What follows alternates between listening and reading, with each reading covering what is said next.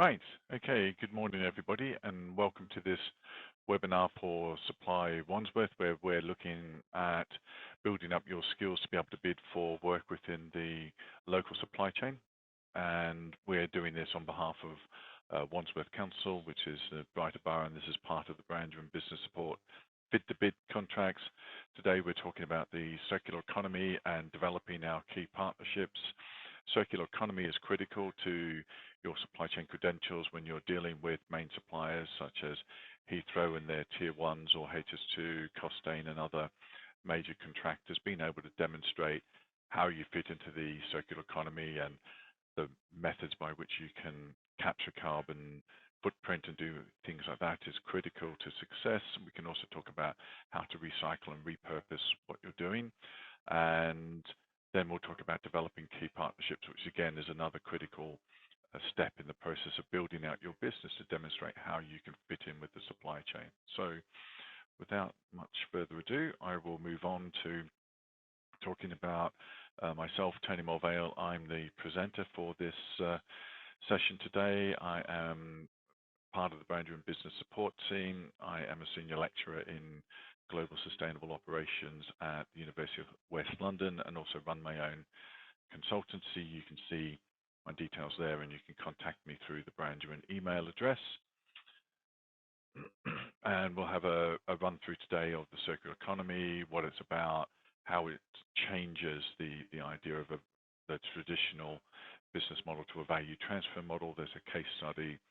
We'll also talk about the ability to develop key partnerships. So that's part of the canvas, which is looking at your value creation activities. There's some exercises there, so please keep a pen and paper handy so you can interact with those. And there's also a bit of a note at the end about our Meet the Buyer event for Wandsworth, which is coming up towards in November. And there'll be options for Q&A at the end. But during the presentation, if you have anything you'd like to ask of me or any observations, just pop them into the chat and I'll pick them up as we go along. So who are we? Brandon, we're a leading group of business advisors based in London and the Southeast. We work with local authorities, growth hubs, entrepreneurs and universities to deliver programs that build community wealth. But we're also business owners ourselves, so we understand the challenges of setting up and starting a business and dealing with the supply chain and running and growing your business and the excitement that brings to all of that. So we have collaborated over the years with a number of different organizations in the public sector arena. So we've dealt with councils in West London, Surrey, Brighton, Sussex, Watford. At the moment, there's a program running there. We also work with chambers of commerce, such as Hillingdon, West London Chambers, and other business organizations. And this is part of what we're talking about today, is building up those partnerships and collaborations. This is a decade of activity in the making of all of these links. So this is a process by which we'll give you the foundations to build out those connections and those collaborations.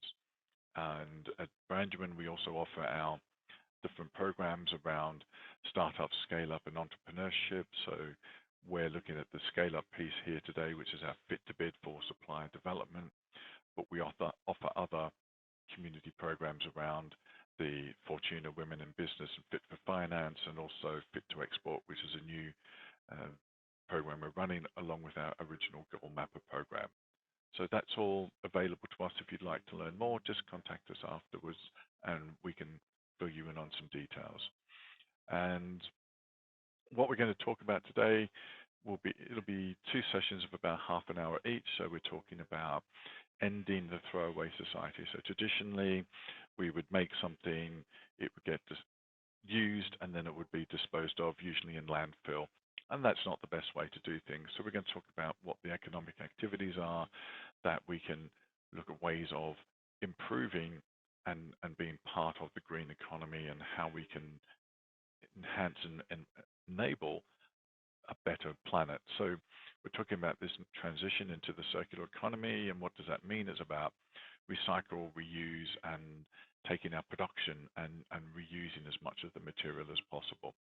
And so we'll talk about how to grow your business in that space. And when we look at the traditional flow. It was very much a take, make, use, and waste. So as I said, materials would be used up, and at the end of the life, they're thrown away, and that can be something as simple as a AA battery. There are still materials in the AA battery that can be recycled, so the content of that can be crushed, recycled, and reused. So putting it into the waste is just creating landfill, and that has implications environmentally in terms of the toxic nature of the contents of these.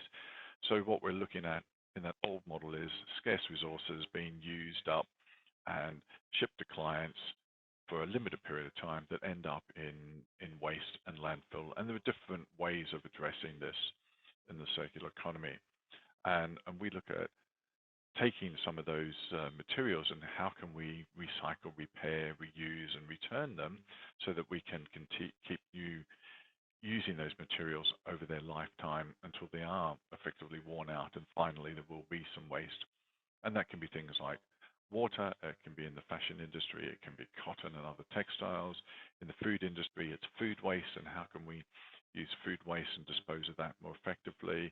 And even in the technology economy, there are parts in your PCs, your phones that can be taken and reused and recycled and put back into refurbished or regenerated equipment. So there's lots of different ways to achieve this. So what we want to look at is, once we've used something, how do we reuse or repair it? What sort of things can we do to make that happen? And there are some websites that talk about carbon capture and being able to report back the results of what you've saved. There are repair sites. We've got repair stations and recycling centers, and we can also return things like glass for recycling, or we can return goods for refurbishment. So there's those different building blocks that we have. So we're going to take some materials and use them to make something, and we're going to minimize the waste that we have. So that's about reducing the landfill.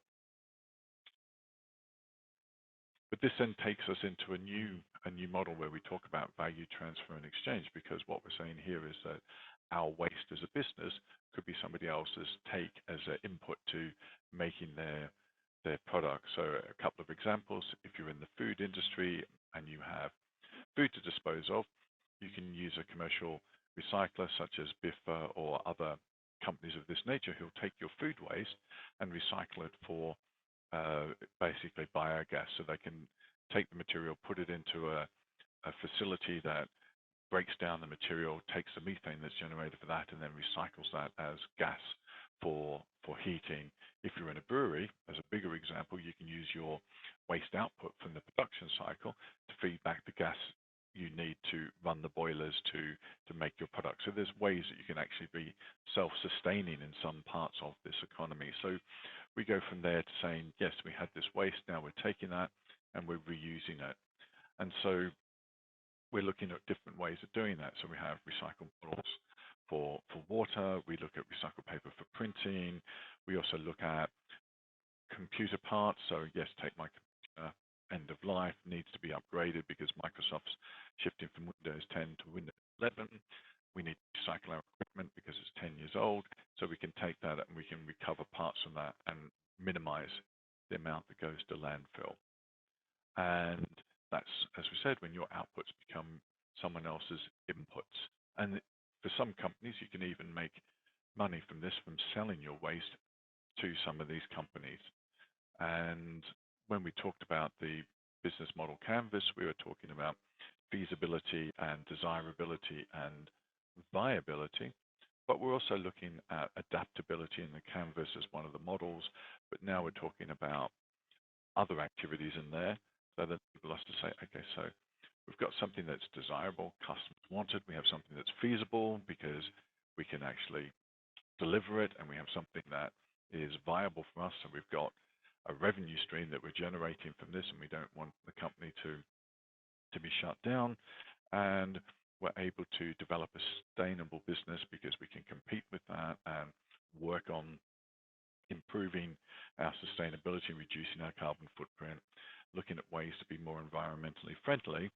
But now we're looking at purpose, and we're talking about social value, we're talking about environmental credentials, and we're looking at ways to reduce our impact on on the planet and be sure that we're delivering a positive outcome for people, planet, and with a purpose. So that's the purpose piece of that. And we know that we have substantial challenges in front of us. So we want to keep an eye on this and think, okay, so when we're being innovative and when we're growing, how do we make sure that we're doing that in a sustainable manner from a people, planet, and purpose perspective? And one of the advantages we get from this is that we can actually reduce our operating costs through the benefit of uh, recycling and reusing, and we can reduce cost overall. We can end up with a supply chain that's more resilient. So there's an opportunity there for ways to broaden our supply chain or to have other providers in the supply chain who can give us the materials that we need. We can also implement operational enhancements that mean we're compliant with rules and regulations or environmental regulations. We're disposing of waste in the right manner. We have certificates through that, and we can demonstrate carbon savings through varying different methods. And we can also look at, well, who are we hiring these days? We're hiring millennials. Millennials want to work in a company that has a purpose and that is working on sustainability. So looking at ways to be sustainable and to be environmentally friendly improves our ability to retain and motivate our talent. And yes, Noshia's just popped that into the chat, but purpose is much more important when councils are reviewing their tender submissions. If you put in something into the council, they want to know what purpose do you serve doing this? And it's not just for you to make money for your company. It's about the purpose for the community, for the broader social environment that you operate within. So they'll be looking at what's the purpose of this? Are you going to create jobs for the local community? Will you be protecting aspects of the local community, either environmentally or socially? So these are pieces of the puzzle to think about when you're doing this. We get commercial benefits because people want to come back to us because we're a company with a purpose, and we can demonstrate that. And we can also look at ways to generate additional revenue streams. But when we're thinking about our revenue, it's not just about that making money. Maybe we are doing something that is a profit sharing activity, and maybe we found a partner who can help us deliver part of that, who has a social purpose, or we can sponsor some of the local activities. Could even be sponsoring rubbish picking or litter collection or something like this, so we can demonstrate how the money we're making is feeding back into benefiting the community. And with our environmental benefits, there are a few things we can talk about as well, where we look at some of the activities that are out there. We have a company called Rehome Your IT. They will collect your IT and basically strip it all down, make sure that it's all the data on there is destroyed and not reusable, and they will issue you with a certificate to say how much carbon dioxide you have saved as a result of going through this process. And you can keep that as a certificate to demonstrate to your supply chain that you are making these carbon savings.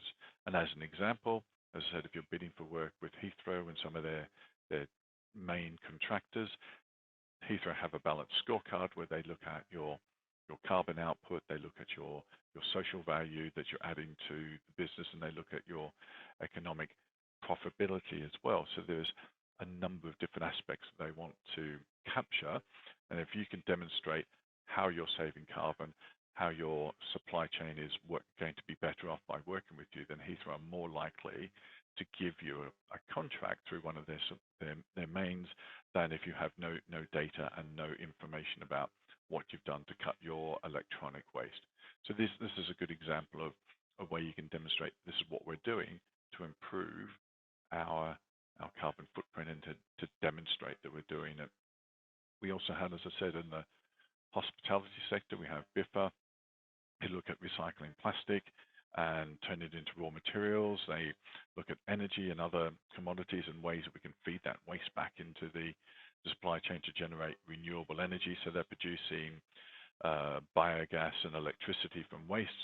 So that's a renewable source of energy. We're not creating new product to do this. We're taking an old product and converting it into a bio product, and they've got ways of generating compost, using materials as much as possible, and looking at building recovery facilities to do that. So depending on the business you're in, there are lots of different ways to understand how you can plug into that circular economy.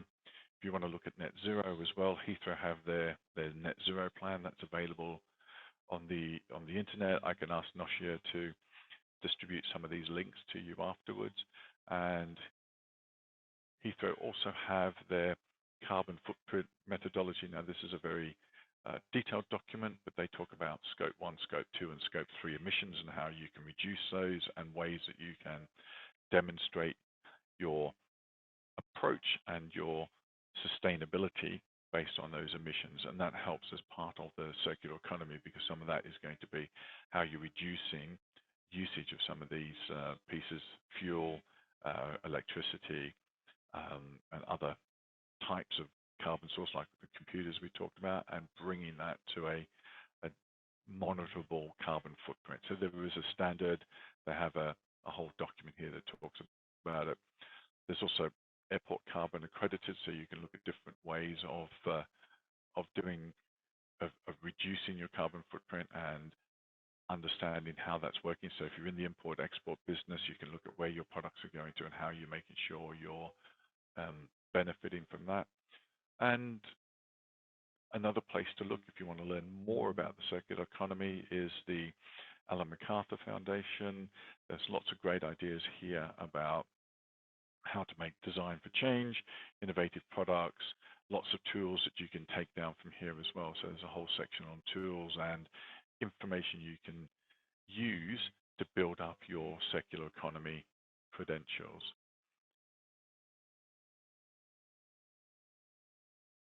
And they offer a whole bunch of case studies and other information here for the circular economy. So there's lots of different examples around here, along with another diagram that looks at ways of reusing and recycling materials. Either we're a manufacturer, product manufacturer. So there's lots of material here that you can use to understand and learn more about the circular economy and how you as a business can play a part in that. So I've popped that in the chat as well if you want to have a look at that. But there are lots of different ways of doing this, and this Rehome Your IT is something that Brent Council are working with some of their small businesses to produce and reuse in their business processes. So that's a short tour of the circular economy, what it's all about. Does anybody have any questions at the moment?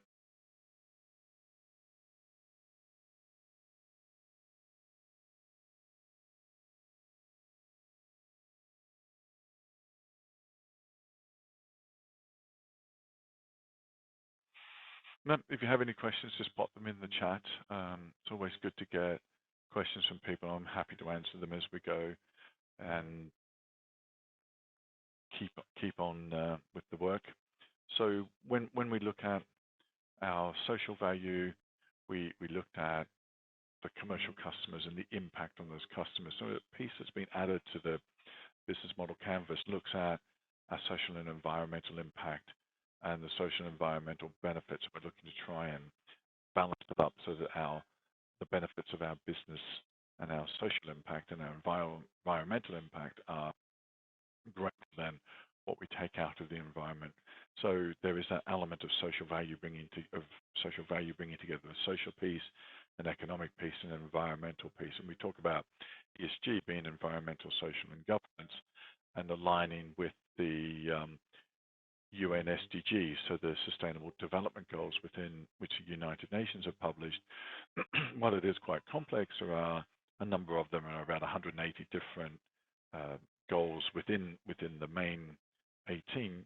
There is a lot of good information there to think about how can I be part of that economy and how do I bring some of those ideas into what I do. And some of them are relatively simple. It's about equality of wages, about equality of working conditions. It's about fair fair pay and fair value for money. So there's some of them that are relatively simple to implement, and by doing them, you can demonstrate that you're contributing to a fairer society as a business. So all this is part of what we offer when we're talking to clients about how do you improve the social standing of your business. Well, we can do that through pay policies, through equality, diversity, and inclusion policies. We can look at it through environmental benefits by saying we're looking at the savings we're making. We're reducing water where we've got solar panels. So if you've got a factory, great example up in Park Royal, lots of small factories up there, and Barry from VMI TV runs a studio and camera equipment company, basically installs sufficient solar panels on the roof of his building to generate all the electricity he needs on a sunny day through the solar panels. So that means his electricity bill has pretty much reduced to zero. He can sell some of it back to the grid. It means with the issues we've had with electricity prices increasing, he hasn't been affected by that in the way that other businesses have had. So there is an important part of this, which is the social impact on customers can save money in the longer term by investing in some of these environmentally friendly processes. The other thing that Barry did, they're a film studio, used to have halogen light. If you don't know, halogen lights, of the 100% of electricity used to turn them on, 95% used to be dissipated as heat, and 5% would actually generate the light. So when Barry replaced all of his halogen light with LEDs, his electricity bill dropped basically because he was using less electricity for the lights. But because it was a studio and indoors, the lights that were there to make the studio gift with the right lumens for the brightness meant that he didn't have as much heat being generated. And he said, I had a double impact of that because electricity went down due to being cost being, but because I didn't need to run the air conditioning all the time to keep the room cool, then I had an added benefit because I'm no longer using the air conditioning, which is also reducing my carbon footprint. So there are ways that you can be more creative in reducing costs through being environmentally aware, and it has a knock-on effect on the bottom line. At the end of the day, he's saving money and his business is thriving because he doesn't have the worries about gas prices, electricity prices going up and affecting his business. So that is the environmental piece. On the social value piece, we're talking about how can you make a difference to the community you're based in. So that can be employing people who are on called the London living wage. So that's not the same as mandatory wage of which we must pay, which is about $11.90 an hour. This is $12.50 an hour thereabouts, where foundation called Citizens UK have said that that is what a person living in London needs in order to live well.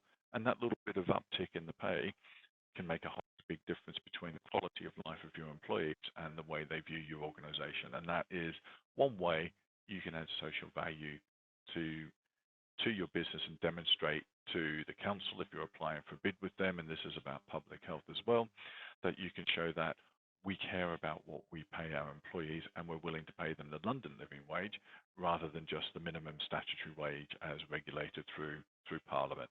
So again, that's a way to look at differentiating yourself when you are bidding for work by saying we're a London living wage employer, and there's an accreditation you can get for that as well, which is relatively easy to obtain. You need to demonstrate that you've got the payroll with the right amounts being paid to people, and it's a very low cost, very simple solution. It's not very bureaucratic, but it shows that you've got those credentials there. And again, having the credentials and demonstrating how you are adding social value is a critical path to success with your bid with the council or with the NHS or whoever you are bidding for. So that's the circular economy and a bit of a summary there.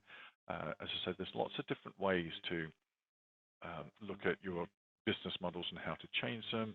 You can install solar panels. You can demonstrate that your carbon footprint is being reduced. You can look at capturing carbon. Maybe you're moving from diesel trucks to electric trucks. Maybe If you're a last mile delivery service, you're looking at electric vehicle delivery or bicycles, cargo bikes, lots of different ways to think about that. And at the end of the day, if you can reduce your costs, that protects your bottom line. And at the moment, with rising costs and cost of living crisis, we have that ability to reduce your reliance on, you know, certain external costs and impact of electricity means that you're more resilient in the rising cost of living that we have. Other things you can do if you create some of these products is you can look at this as being intellectual property that could give you a commercial advantage. You may be able to look at registering and look generating royalties from that. And on the flip side, if you're able to be compliant and demonstrate your compliance, that makes it easier for you to win new business. And with millennials who are graduating now, they're looking for ways to be part of this circular economy. And that's a good thing because that means you're going to be able to engage with your local businesses and demonstrate how you add value to the local economy. And you can do that when you're bidding for work with Wandsworth to say, this is what we do, this is how we are better at what we do in the community, and this is how we can demonstrate that we have a sound model that is adding value, environmentally sustainable, but for us, it is economically sustainable as a business because we're doing this with a change in business model that makes us resilient to shocks and better at protecting our profits. So that's a summary on that. We'll go through the key partners next, but as I say, if you have questions, just drop them into the box and I'll do my best to answer them.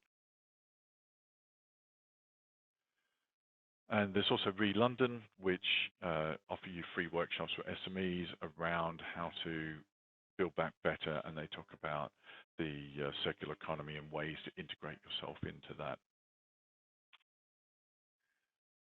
One of the things we talk about is, do you go alone or do you go as a group? And when we look at the cheetah, yes, it's the fastest land animal in the world, but it is not very good at hunting. It needs, 200 meters, 300 meters is the distance it can travel before it gets tired, can't climb trees, and one of the issues it has is that once it has a kill, even though it only has a 50% success rate, other bigger cats, leopards, lions will come away and take the kill from it. So it's an animal that works in solo. They don't tend to work in prides or groups. But if we think about elephants, and if you want to go fast, you can go alone. But if you want to go far, go together. Elephants have a collective memory of watering holes, feeding grounds, and other places, and they're constantly on the move, making sure that they are getting the best out of their environment, and that's a matriarchal tribe or herd that's looking at, where do we go for the best food, for the best water to keep the family well. And that's what we talk about with sustainable partnerships and collaborations. And we have that here with Brandon. As I said earlier, this is a decade's worth of partnership building. And we work with chambers, councils, government organizations, and banks and growth hubs at universities, all as part of our development over that time where we've made those connections. What we want to do in this second half, and this is where you need your pen and paper, is to think about how you can exchange this value between the business models. So we're looking at here is what we do as a business, or what you do as a business, and what your partner does as a business. So who is that business partner? What do you want from them? How can you interact with them? How can you make sure that the value you create is transferred between us as a business, or you as a business, and the business partners that you have within that supply chain? Because supply chains are complex, and we need to understand who's doing what in the supply chain and how is that value moving between partners. So we'll do a little bit of an exercise here, and if you've got some answers and examples or questions you want to raise, then we can talk through them here.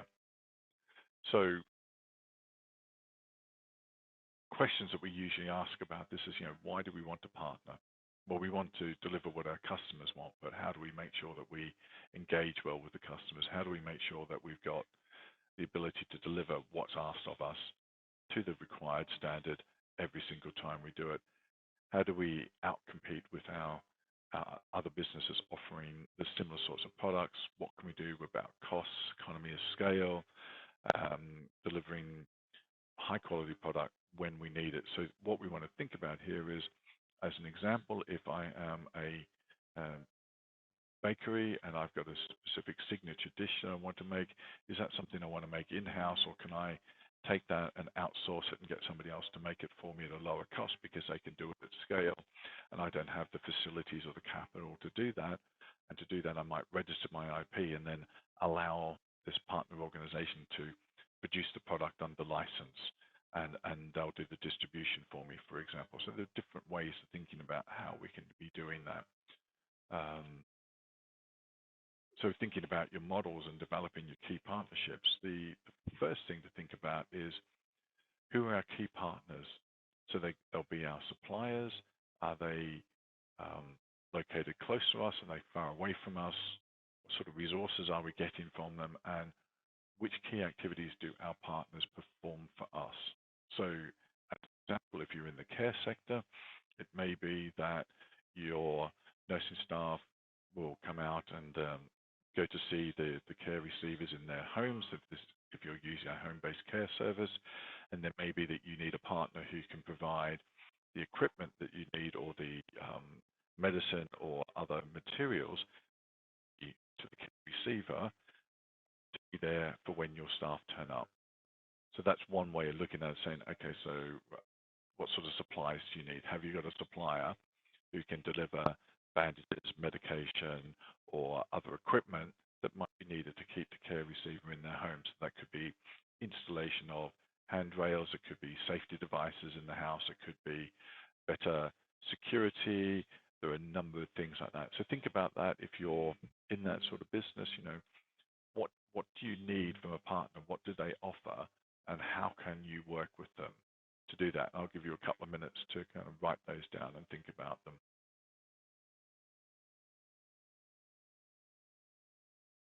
If anybody wants to pop any examples in the chat, that would be great.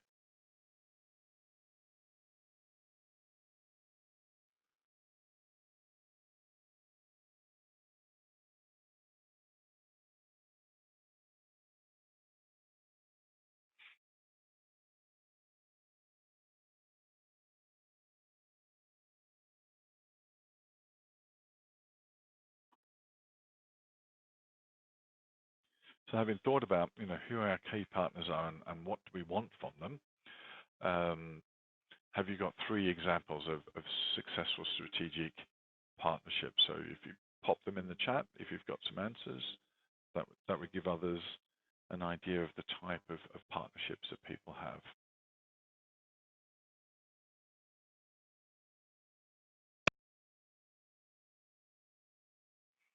So with me, for example, I run a management consultancy. One of my key partners is my virtual assistant team, who help me with organizing meetings and basically making sure that I turn up at the right place on the right time.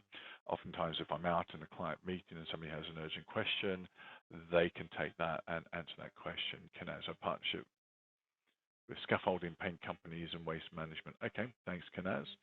And so you're looking at, basically, you're in the building business, I would say. Construction, is that right, Kenaz?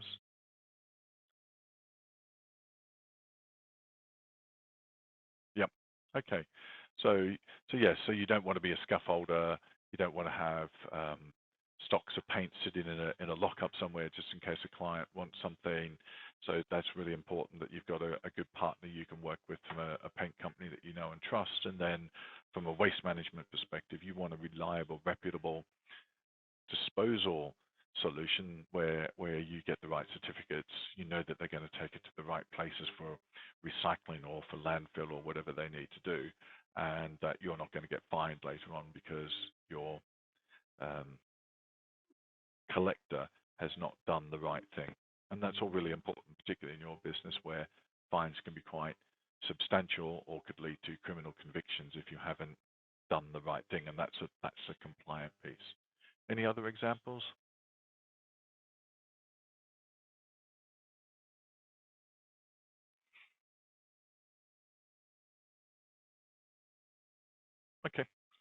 Well, we'll leave it from there and move along.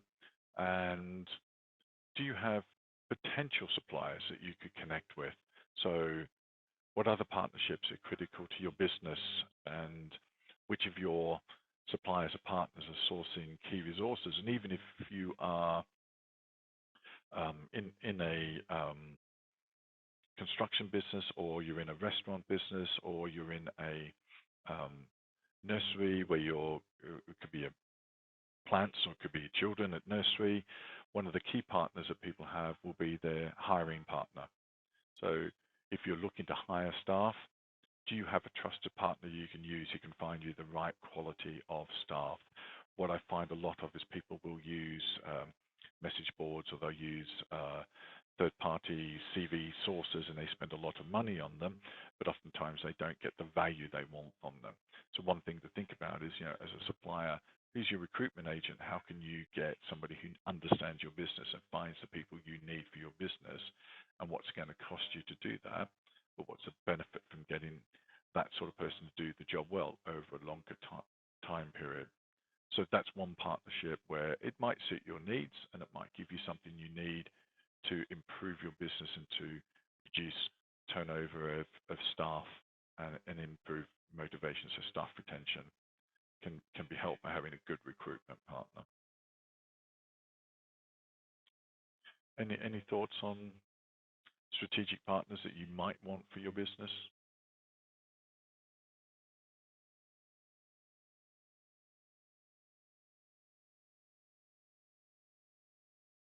As I mentioned, in my consultancy business, one of the key partners I look for are HR providers. Oftentimes, if I'm dealing with a client, they'll have a HR issue that they need resolving.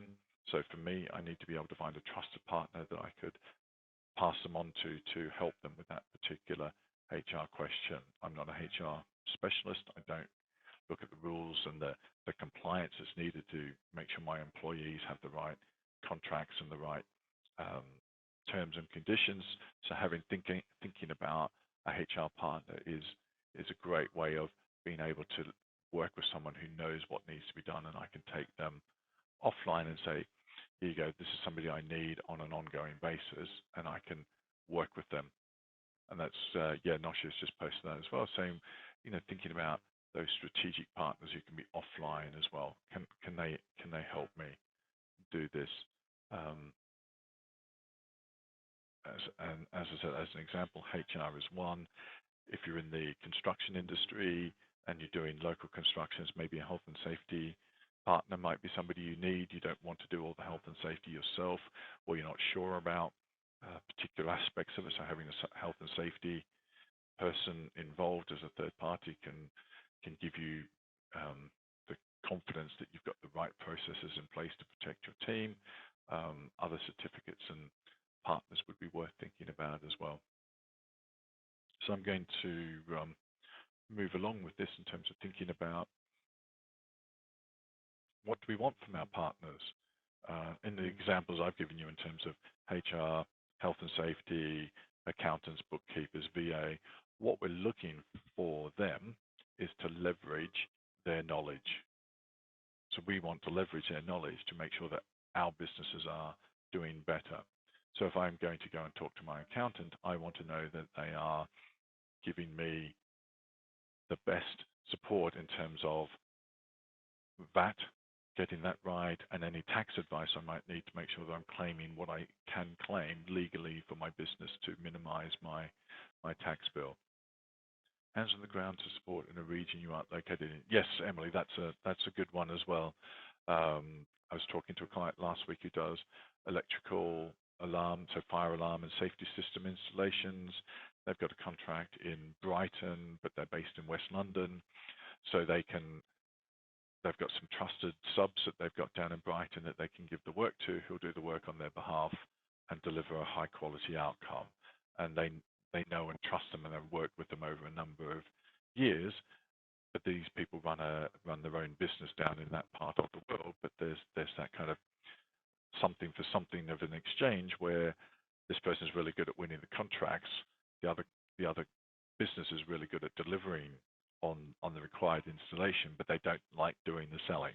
So it works really well sometimes that you can partner with somebody maybe who can do the selling for you and you do the delivery. And yeah, so having that hands on the ground is a great way of doing that. Another person I've worked with is in the metal roofing business. They basically look to contact high-end builds and find people who are doing the build and look at ways to work with local builders to actually deliver the installations. That works well for the sales team because they're able to find the developer, work with them on the design of the roof, and then they're able to partner with local builders that they can trust to deliver on the quality of the installation. So good work for the builders because the builders have a steady flow of projects and income as a result of having that, and they're just paying for the sales piece. And sometimes that's a great way of doing it is if you're a builder not looking for the chasing the build and the developers all the time, but working with somebody who's doing that on your behalf. So yeah, that's a good example, Emily, I think, of how you can partner with these people.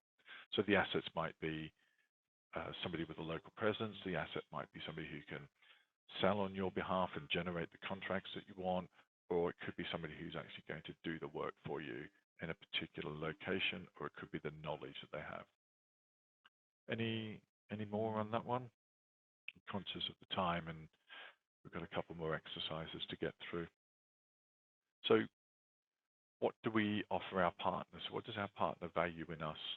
And if we think about both sides of that, so sales build conversation with the metal roofs, as the metal roof company owner, what I offer is the ability to find the clients that want to spend the money to install the metal roofs.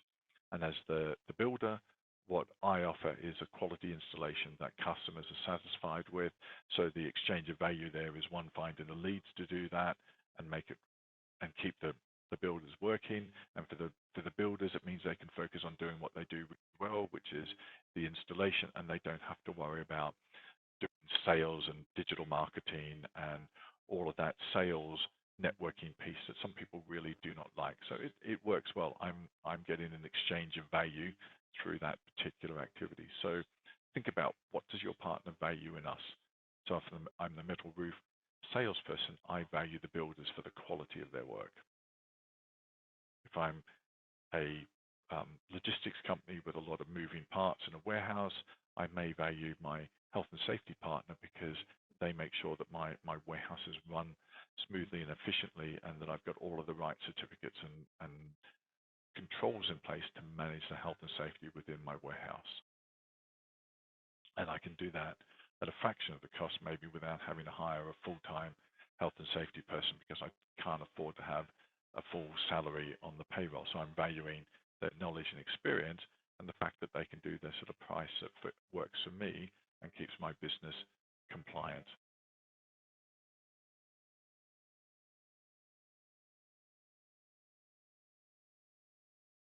So that's some thoughts about, what leverage we offer our partner. We offer our partner the ability to get work without having to do sales.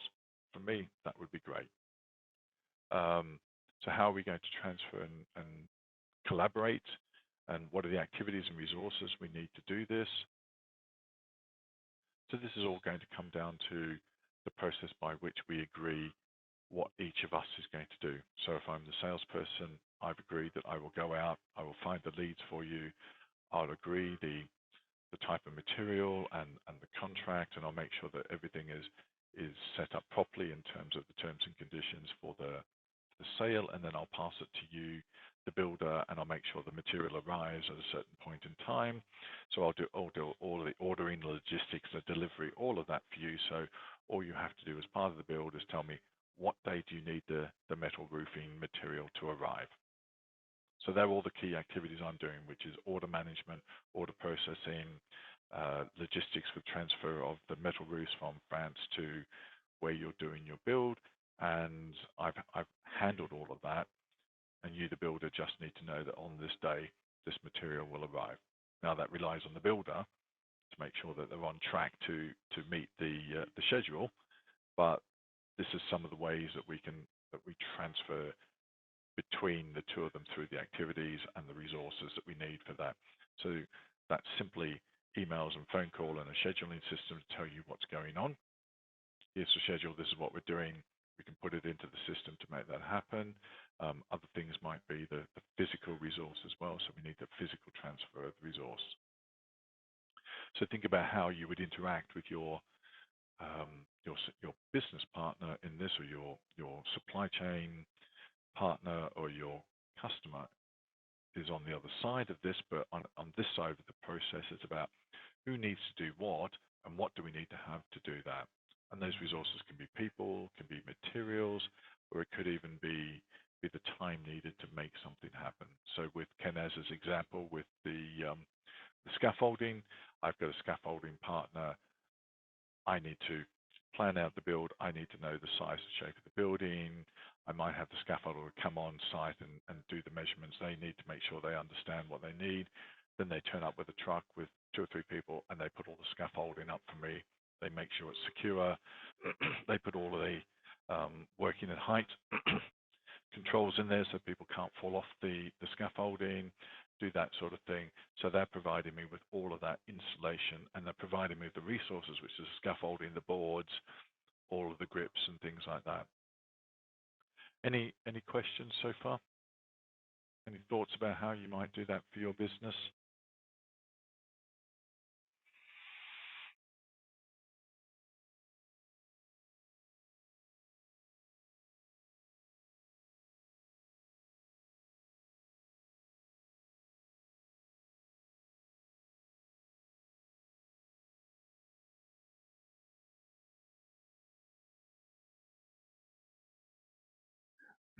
And then finally, what's the result of the value transferred between the businesses? So what do we expect to happen, and what's our return on that investment?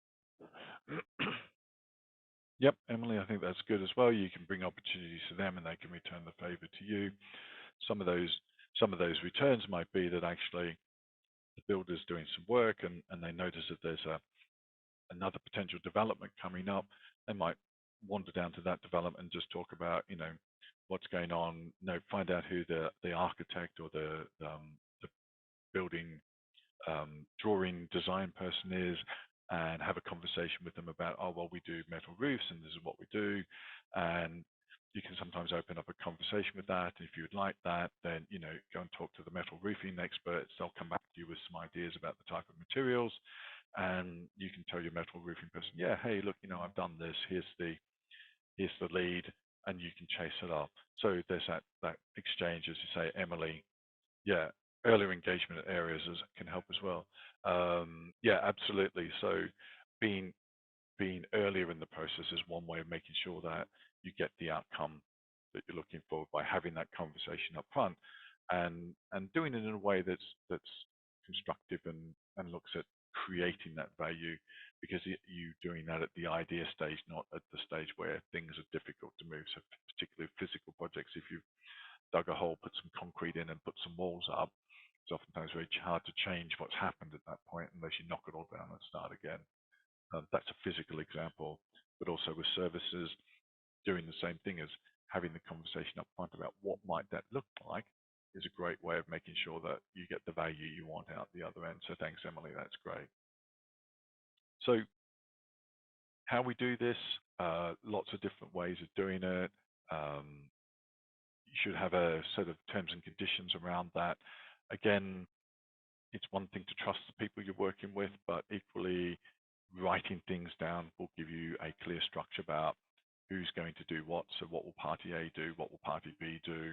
What will the service look like? So if it's my VA doing work for me, they will do 10 hours a month for me.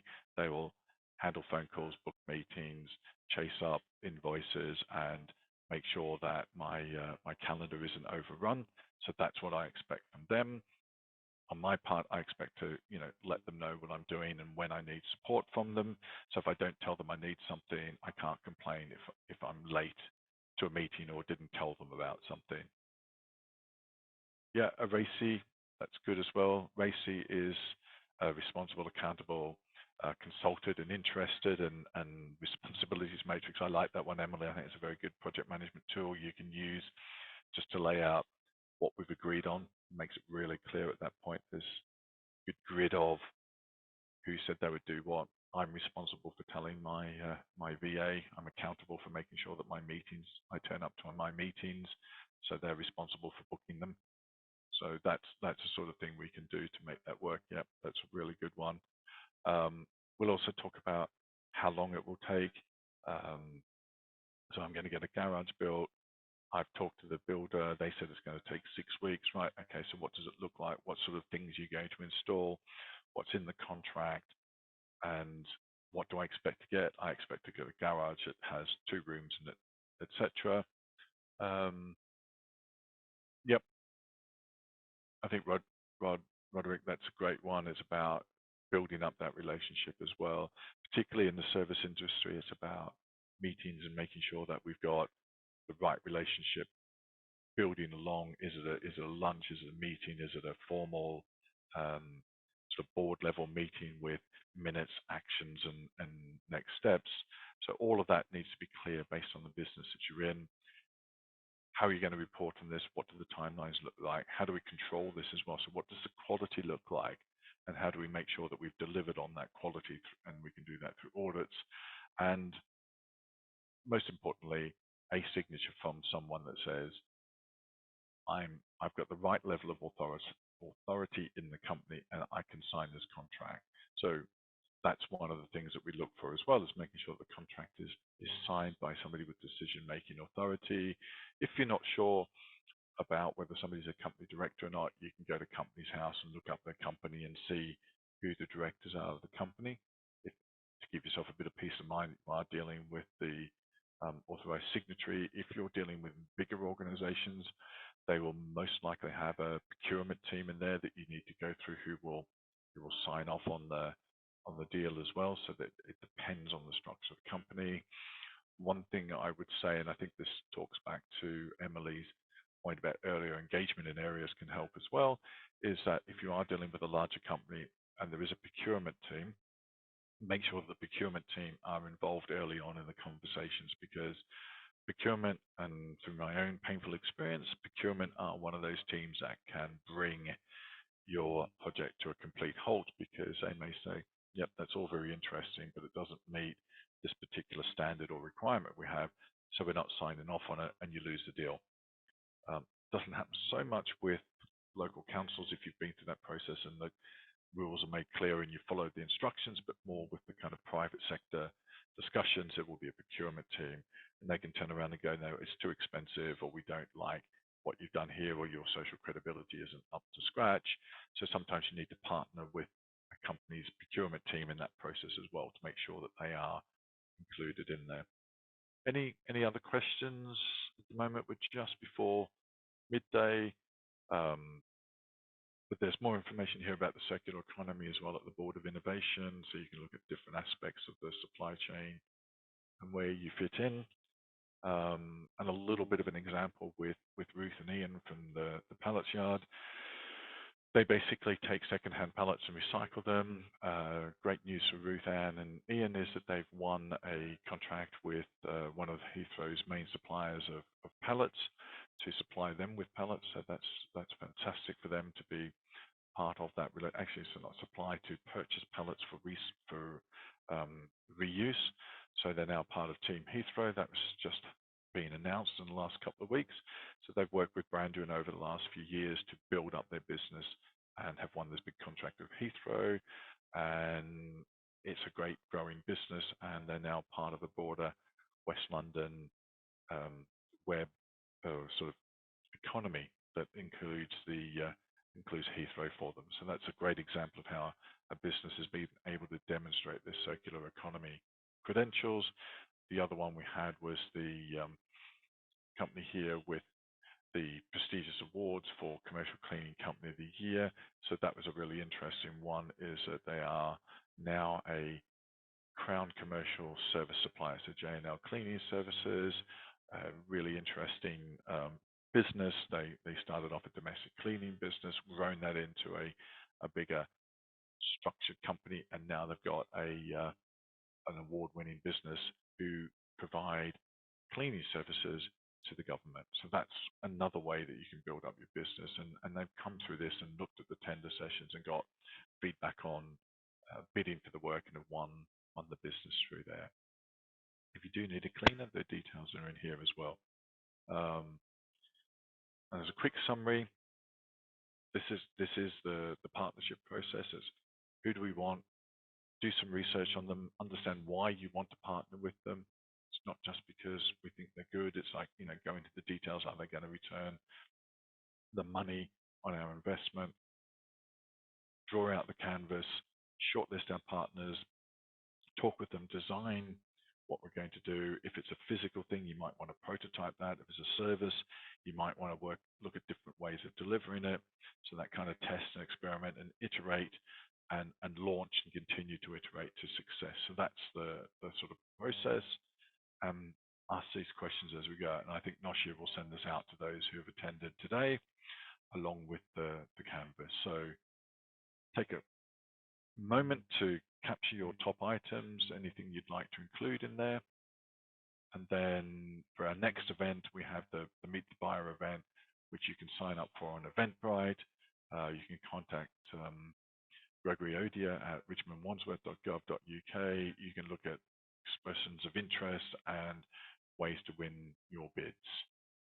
So that is pretty much it. The Meet the Buyer event is on the 14th of November at Tooting Works in London. Sign up now and look forward to seeing you there. If there are any questions, I'm happy to take them.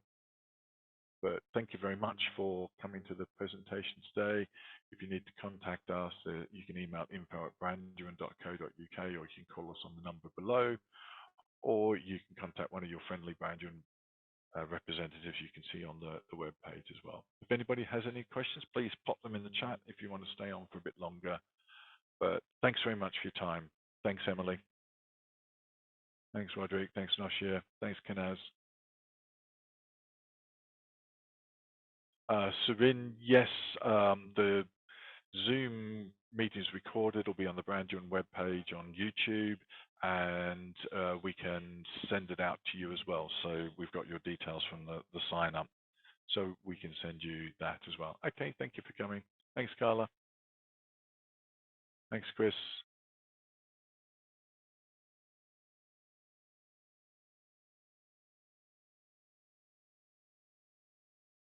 Happy to stay on for a couple more minutes if people want to ask questions via the chat. But if not, thanks very much and have a great day, everyone. And we'll speak again soon.